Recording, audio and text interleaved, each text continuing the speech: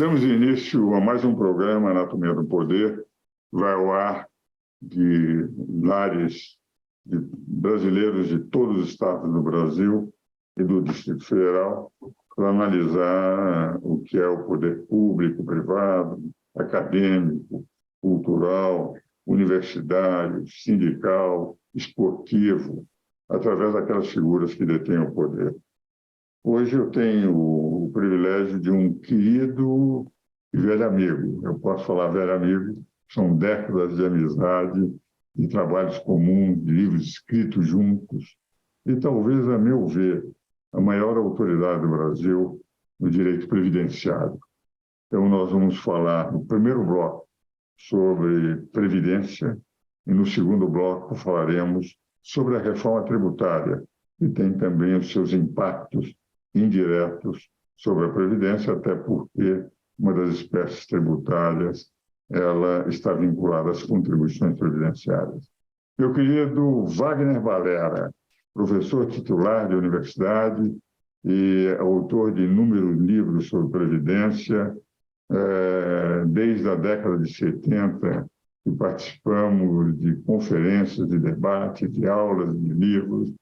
Eu gostaria que você começasse, os nossos telespectadores, falando um pouco do que seria a reforma previdenciária ideal e da reforma que nós tivemos até agora, essas reformas pontuais que nós estamos tendo e que, enfim, continuam recebendo críticas e elogios daqueles que, conforme a sua situação, são obrigados a recebê-la e receberem também o impacto na sua vida pessoal dos aspectos legais dessas reformas sobre a sua vida de trabalho.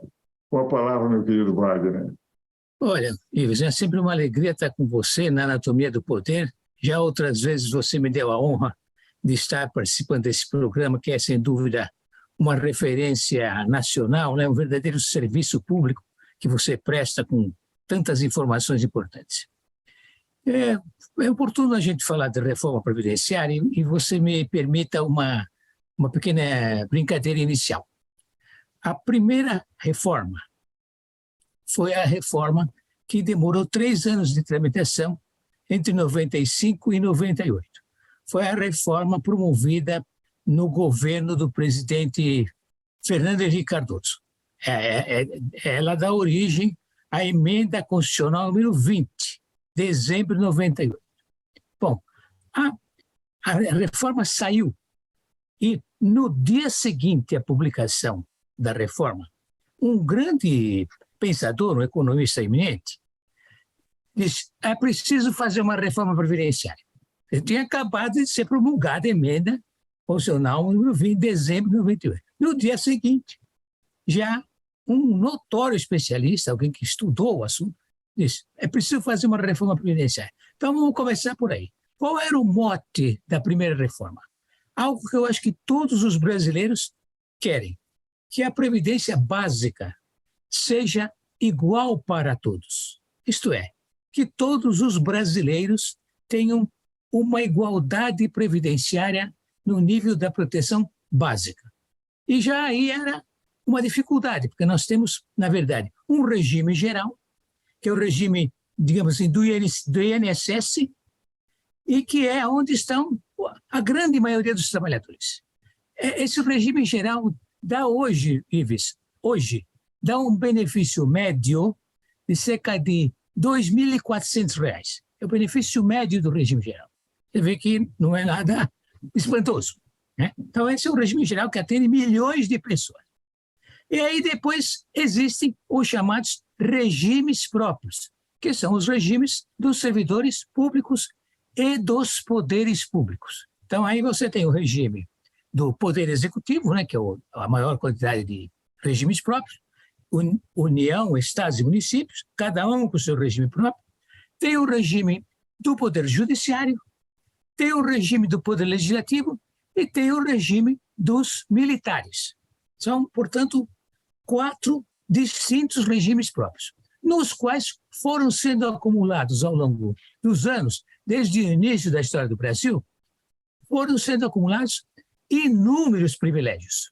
Então, existe o regime geral e existe os regimes dos privilegiados, dos quais o mais absurdo, a emenda constitucional número 20, começou a cortar, que era o fato de que o servidor público, falando grosso modo a palavra servidor, né, todos esses grupos, saía do seu cargo ganhando a mesma coisa que ele ganhava como se estivesse trabalhando para o resto da vida.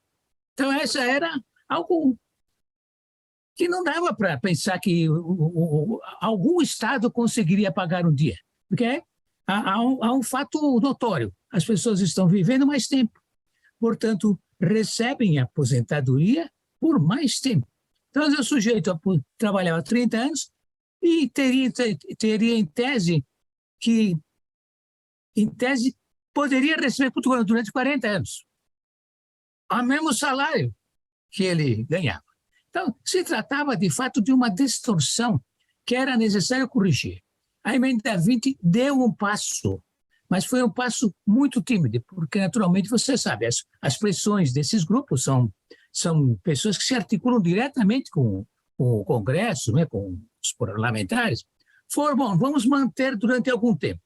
Então, se criaram regras de transição, e uma transição que não acaba mais. Portanto, a reforma, a verdadeira isonomia entre o regime geral e o regime próprio, foi protelada para, sei lá, para quando o último do que entrou nas vésperas de 98 tivesse aposentadoria. Isso é daqui a 40 anos. Então, foi uma reforma que tentou um projeto importante, necessário e que precisa voltar. Porque, na verdade, o Estado não terá como bancar para além de uma remuneração básica, igual para todos. Não se pode esperar do Estado reposição do padrão de vida, do status que cada um almeja obter, e é justo que cada um, pelo seu mérito, almeja ter. O Estado tem que garantir necessidades básicas. E cada um de nós fará, se quiser, é uma faculdade, um plano de previdência complementar. Aquela poupança que nós aprendemos dos nossos pais. Você quer ter uma velhice tranquila? Você fará uma poupança. O Estado vai te garantir o mínimo de subsistência. Então, essa é a primeira necessária reforma. Houve várias emendas constitucionais no mesmo tema. A última foi até patrocinada pelo nosso querido amigo e confrade, professor Michel Temer, a emenda 103 de 2019, né, foi a última reforma previdenciária, é a quinta emenda constitucional, mas continuamos enfrentando esse problema. Não haverá verdadeira reforma enquanto o regime básico não for igual para todos. Essa é a primeira grande reforma que está por vir. Quem sabe agora a próxima proposta de emenda constitucional enfrente essa problemática. Agora, o grande regime problema igual para que eu todos. vejo, Wagner, eu estou inteiramente de acordo, eu acompanhei, inclusive, tentei também, já na reforma do Fernando Henrique, quando foi um dos relatores afastado pelo próprio Fernando Henrique, ele queria dar um regime até mais duro para aqueles que estavam nos regimes gerais, não nos regimes gerais, nos regimes especiais do poder público. Mas o grande problema que eu vejo é mais de natureza política do que de jurídica e do que de principiológica, que é evidente que todos nós somos num país, não podemos ter cidadãos de primeira e de segunda categoria. E todos que estão no regime geral são de segunda categoria. E de segunda categoria mesmo. Se você considerar que houve uma época, eu, por exemplo, contribuí para receber 20 salários por mês, que era, Isso mesmo. aí foi reduzido para 10 de referência. Porque vale dizer, eu perdi anos de contribuição com um direito que teria, o que representa o regime geral para nós cidadãos da categoria, que são aqueles que não estão no poder público, é um regime geral extremamente perverso. E quando você fica velho, é que você não recebe praticamente nada e quando mais precisa. Então, essa igualdade, eu acho que é fundamental. Mas, na prática, eu não vejo como aqueles que detêm o poder, e são aqueles que votam ou que julgam, os que julgam no Poder Judiciário, os que, se você analisar os regimes especiais, por exemplo, do Executivo, do Judiciário, do Ministério Público, do Legislativo, você vai encontrar o seguinte: a média vai crescendo do Executivo para o Judiciário, do Judiciário para o Ministério Público para... Porque representa, na verdade, nós temos uma distorção que aqueles que teriam que eliminar a distorção são aqueles que não vão abrir mão dos privilégios. Esse é o nosso problema político. O que você acha? Agora, esse seria um primeiro, digamos, uma primeira, vamos chamar assim, uma verdadeira reforma. Alguém até poderia pensar, bom, isso é uma revolução, porque teriam que ceder muito. Não, eu acho que há um diálogo necessário na sociedade. Então, qual seria, digamos, um caminho atenuado? Foi o que a emenda número 41, que é a segunda reforma, tentou implementar. Tentou. Volta agora na emenda 103, que é o seguinte... Wagner, vamos fazer o seguinte, vamos agora aos nossos comerciais e logo, em vez de falarmos sobre a reforma tributária, eu acho que é tão importante a previdenciária, no segundo bloco vamos continuar falando sobre a reforma previdenciária. Combinado. Estamos, senhores telespectadores, nos encaminhando para os nossos comerciais.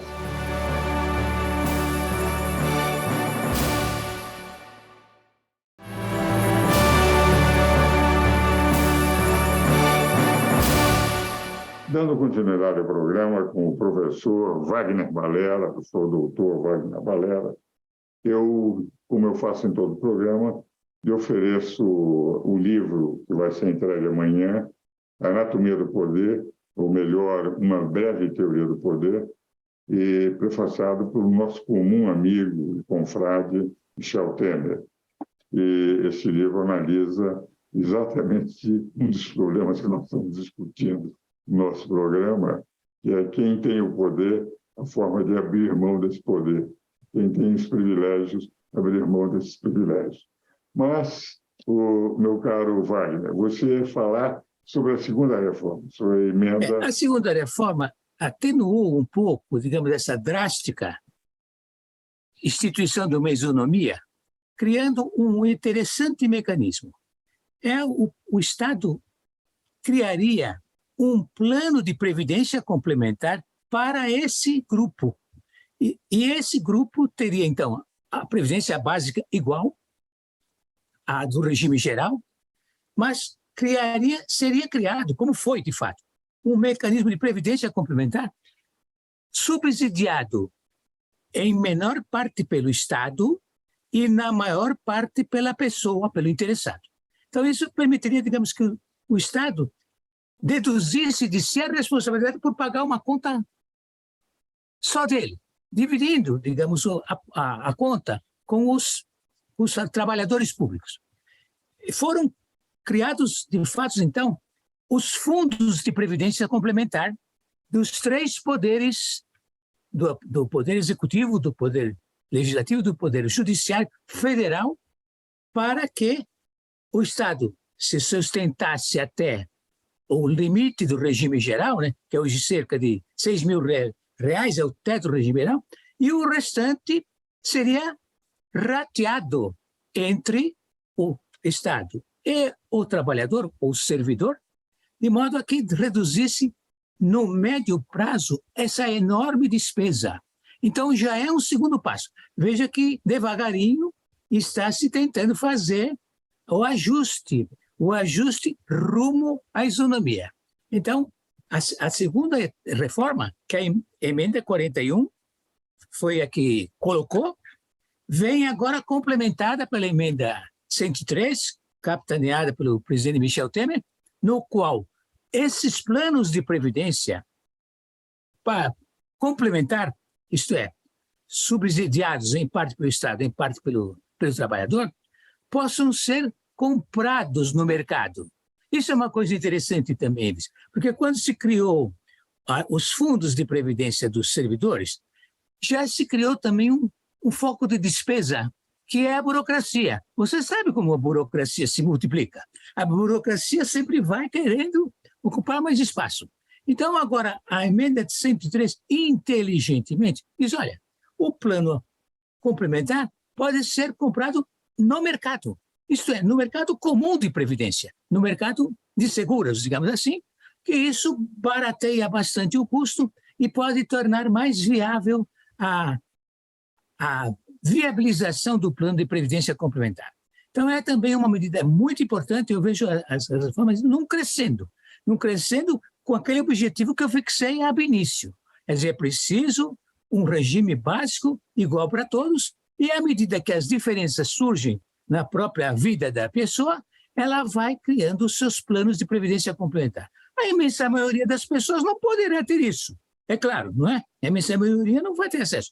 Mas aqueles que são mais aquinhorados poderão pagar mais, como nós fazemos, por exemplo, com o plano de saúde. Nós não temos, cada um de nós, não tem. É o SUS, que é o plano básico para todos. E cada um de nós opta por ter um plano de saúde que é custeado exclusivamente pela pessoa. Então, mais ou menos com esse modelo, a reforma pode caminhar reduzindo esse abismo de desigualdades que é inadmissível em termos de previdência, né? Mas é bom esclarecer sempre com respeito ao direito adquirido.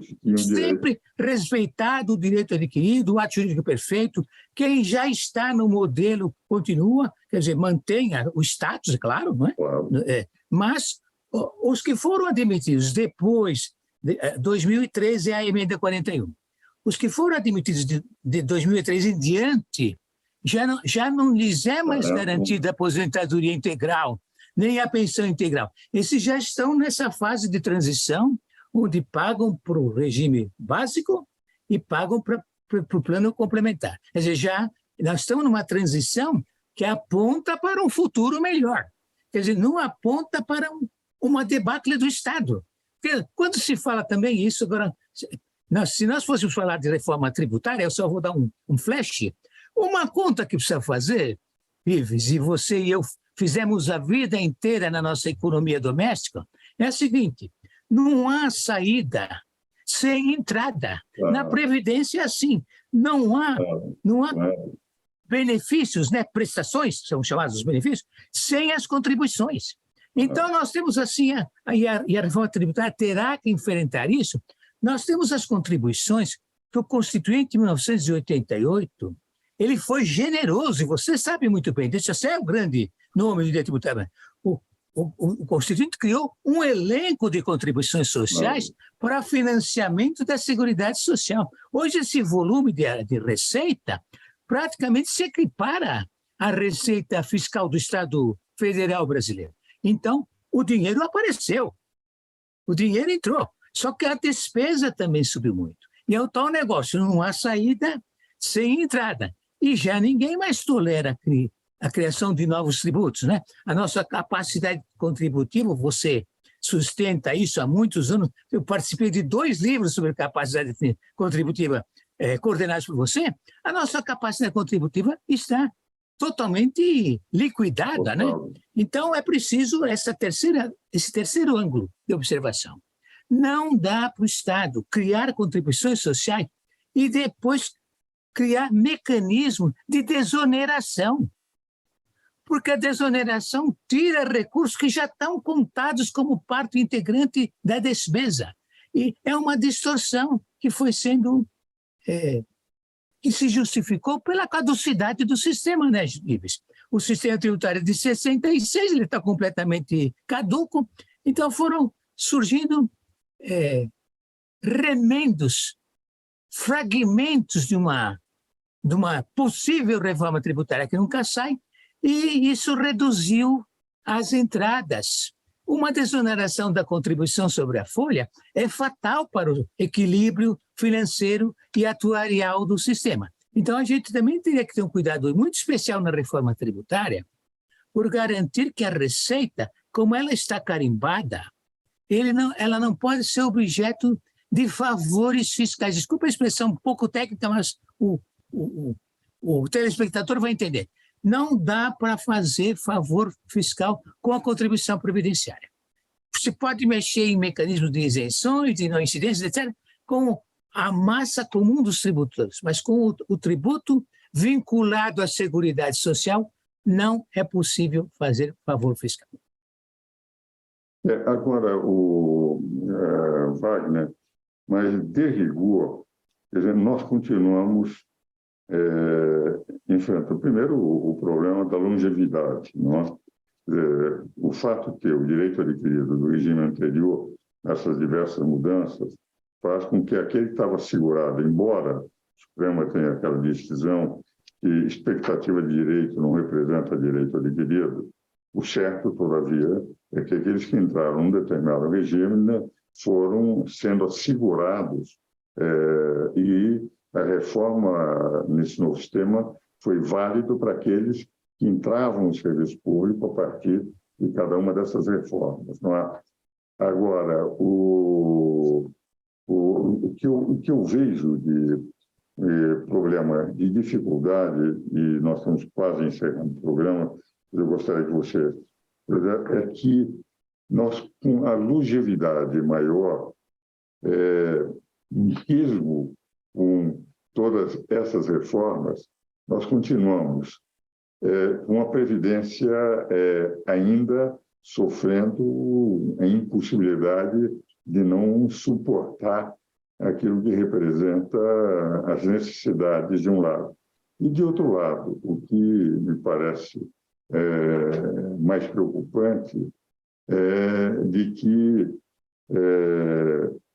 algumas dessas contribuições deveriam ser de natureza evidentemente sociais. Nós tivemos uma desfiguração na aplicação interna dos recursos destinados a elas, com que a redução foi ainda maior daquele disponível de receitas para atender as despesas criadas com esse crescimento da multidão dos que têm o direito à aposentadoria. Como é que você... Então, você tem, além do aumento da longevidade, que é uma bênção, né? As pessoas querem viver para sempre, né? Então, quanto mais tempo a pessoa vive, ela fica mais feliz. Houve ainda a redução da natalidade. Aposentando-se com pouca idade, porque mesmo com os fatores de idade, nós temos pessoas com toda a força de trabalho sendo aposentadas muito cedo, né?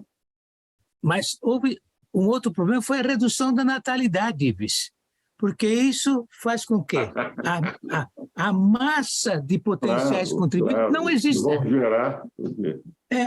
Então, o modelo está todo distorcido, que ele foi concebido por uma época dos anos 40, e essa época não existe mais na realidade presente. Então, são dois vetores, aumento da longevidade, isso também as reformas, convém registrar, corrigiram, porque hoje já há para a aposentadoria, há rigores que, na prática, impõem uma idade mínima.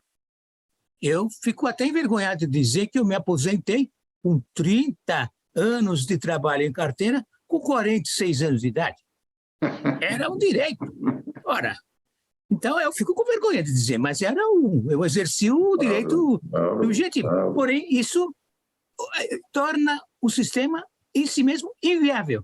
Portanto, já as reformas foram gradativamente, até muito lentamente para a minha visão como técnico, implementando uma idade mínima. Então, isso também já está contado. E um outro dado também de justiça social é que antes a aposentadoria, o benefício, digamos assim, o benefício de aposentadoria, sobre o benefício de aposentadoria, não incidia a contribuição.